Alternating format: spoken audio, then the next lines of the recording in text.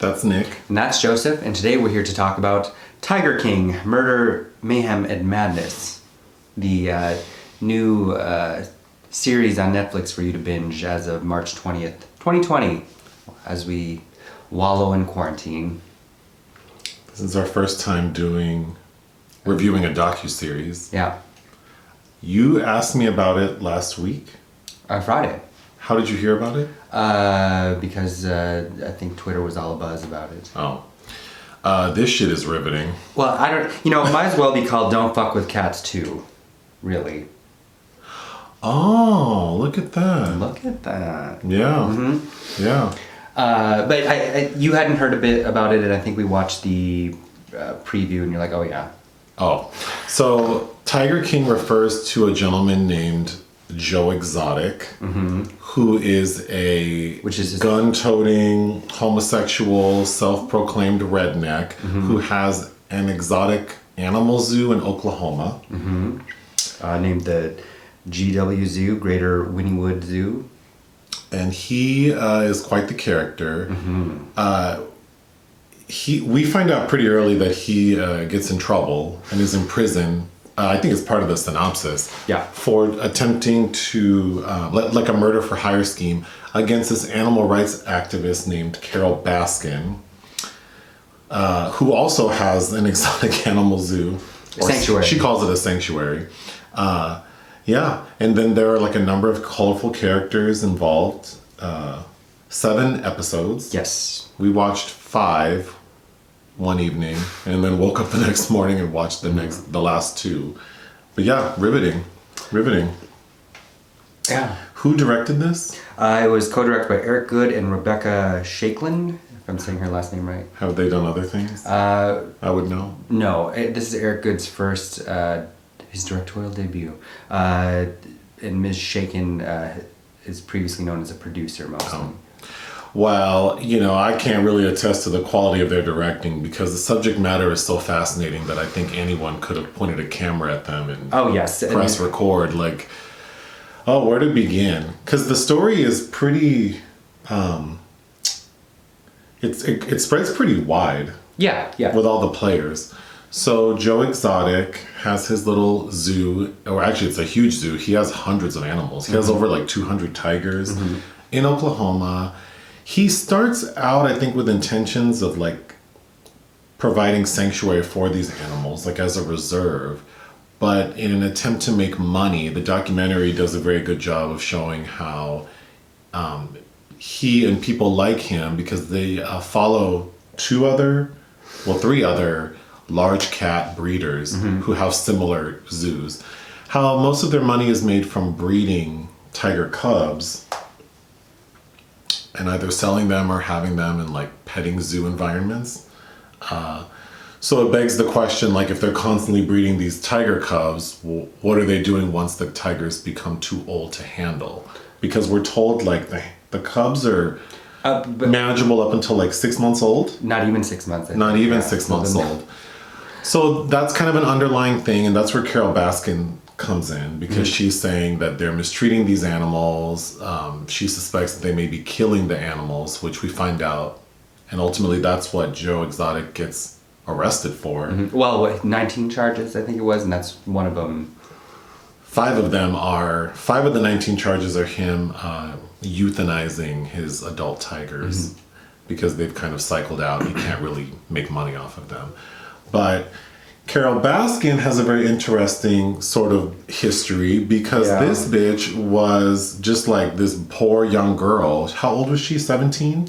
Yes. She was still kind of a teenager. She was a teenager when she's walking down the street, wherever the hell she's from, and this older married gentleman like attempts to pick her up. She makes it sound like he was trying to offer her assistance. It to me sounds like he thought she was working the host role. But either way, they develop a relationship. He ends up leaving his wife for Carole. They get married. He turns out to be a millionaire, and he mysteriously vanishes. So quite a bit of her storyline is about her husband vanishing mysteriously.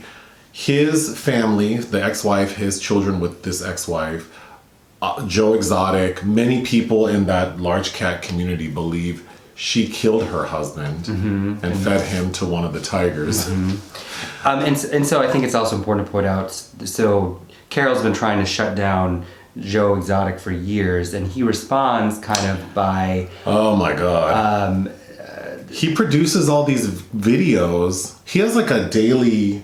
He has like a daily live television... Facebook show or whatever, where he recounts the events of the day, but most of it is targeted towards Carole Baskin. Antagonizing Carole Baskin quite violently, which is funny to watch, but also very disturbing that this man... I wouldn't even use the word antagonize. He threatens this. Oh yeah, he's been threatening to kill her on record. Literally saying, I'm going to kill her, put her head in a jar. But then also, he has aspirations. He has mannequins that he dresses up like her and shoots at them. Yeah.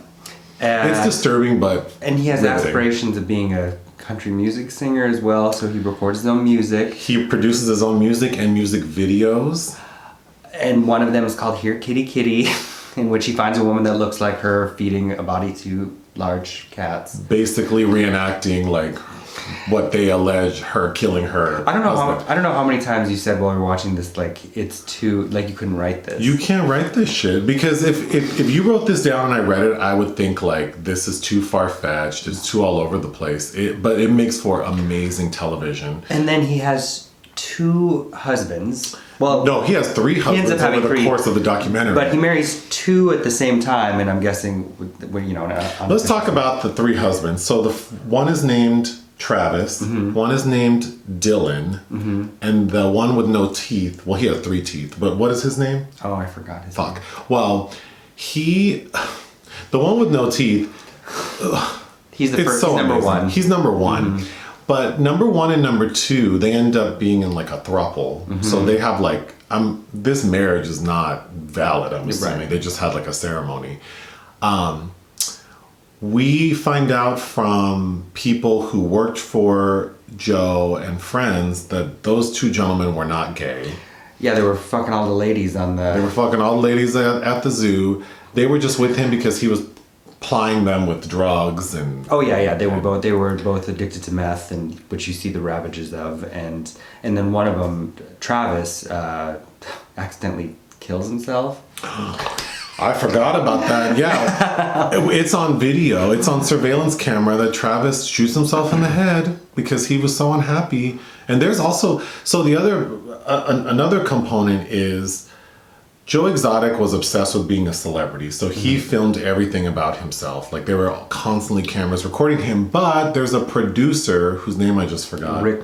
Rick Kirkham. Yeah. Kirkham. Who currently lives in Norway, I read, and is like a local northern Norwegian like broadcaster. Okay.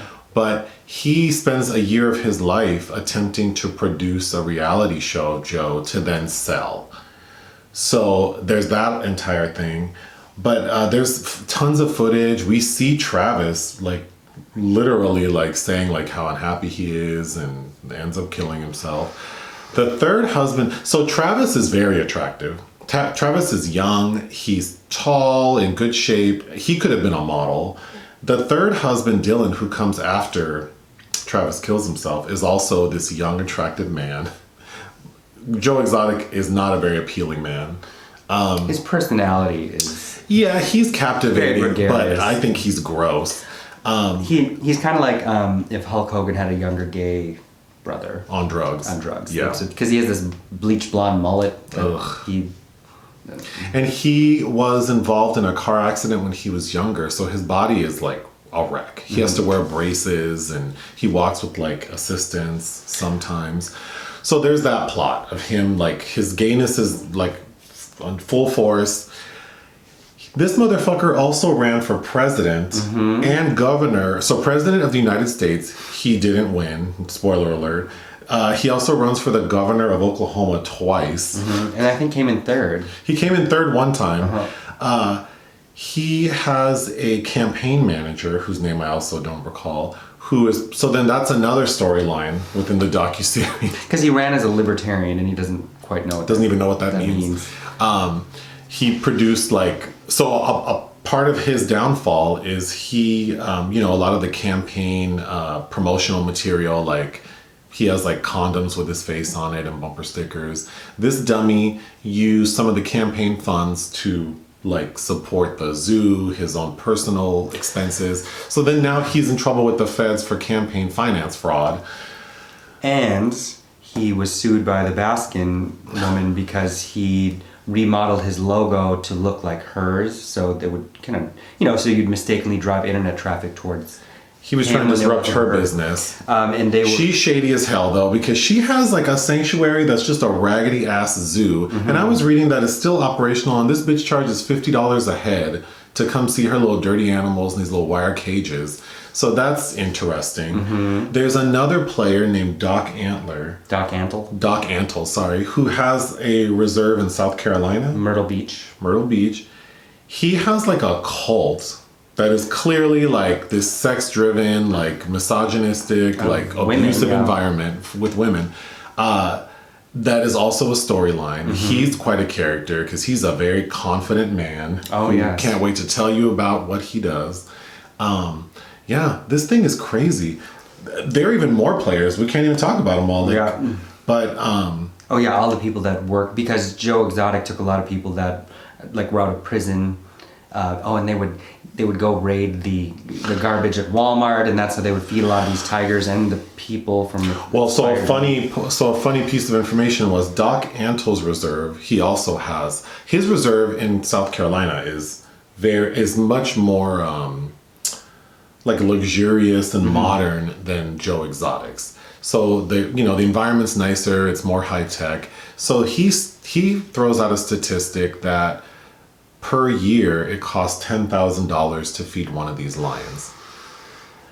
And then cut to Joe Exotic, like, I can feed my tigers for $3,000. So then it's like, well, how the fuck does this happen? And he has over 200 of them. They pick up expired meat from Walmart. Mm-hmm. So I guess every day Walmart has like this truck that comes and picks up expired meat, and that's what they use to feed these animals. But when times get tough, they start like collecting roadkill. It's fascinating. It's fascinating. But Joe Exotic, he's an interesting person because I think initially, before all of the drama, he seems like he was trying to do good. Yeah. Help out people, like you said. He hired a lot of people who might otherwise would have not found. And everybody work. seemed very happy that even was it her name Safi, whose arm was ripped off by a tiger. Oh my God! There's footage of her hand being ripped off by a tiger, and she still goes back to work because she wants to support the zoo. In a week. Mm-hmm. She's in the hospital for like 3 days or whatever, and then goes back after a week. But yeah, people seem very devoted to him. Mm-hmm. So, it's really a question, about how you feel about animal rights. And then part of his undoing, too, was he became involved with the man from Las Vegas. Oh, God. What was his name? Jeff Lowe? Yeah, Lowe. This, poser, wannabe businessman who's, all in his Von Dutch shit, who, without his little hat and bandana, looks like Freddy Krueger. Yeah. But takes these, so he ends up usurping control over the zoo, and Joe gets kicked out before his denouement.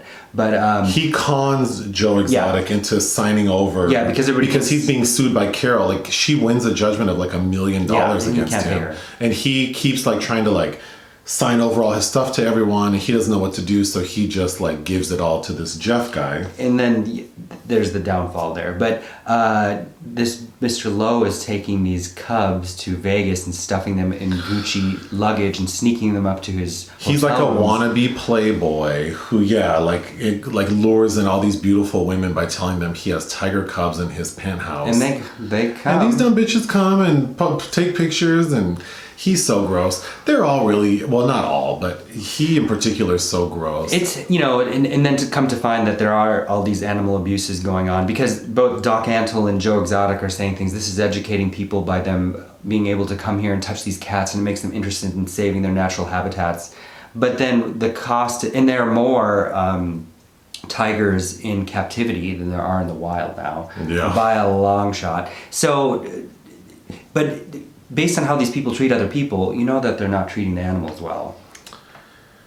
I think the documentary does a good job of showing that initially these people have good intentions and they love their cats, but when you get so many, they're not proper regulations. And there place. are Federal regulations that say if you want to have these zoos, there has to be, you know, the people and the checking on breeding of animals. these exotic animals, and it's pretty crazy. But yeah, I mean, this is like must watch. You know, right now we all have a little extra time at home. Like, I would definitely recommend. But I mean, you know, this is on the heels of, you know, Making Up a Murder, Don't Fuck with Cats, Wild Wild Country. So if you were fans of any of those things, this, you know, you'll get sucked right in. What would you give this docuseries? You know, it is a little scattershot, but I'd still say 4 out of 5 is fair. Like, I would give it 4 out of 5 for the content. I don't know that it's a well-produced documentary, but again, the material. I agree with you. It's kind of all over the place, but there's so much like enthralling material. I think someone could whittle this down into like a fascinating 2-hour film. Oh yeah, starring James Franco as Joe Exotic. Really? I don't know. That's who I thought of. I also want to say this makes me think of that movie called Roar. Oh yeah, of course, with Tippi Hedren. So yeah, if you watch this and you like it, I would recommend watching From Roar. 1981, which is a fictional film, but utilizing all the tigers and lions that Tippi Hedren, and I forget her husband's name, had this, like Melanie Griffith fucking grew up on this like reserve and all these lions, and then all of these people that almost died or were injured because these cats are friendly that they have, but just them pawing at you and interacting, they tear you apart. Yeah, it's crazy. It is crazy, yeah. Anything else? No. Bye. Bye.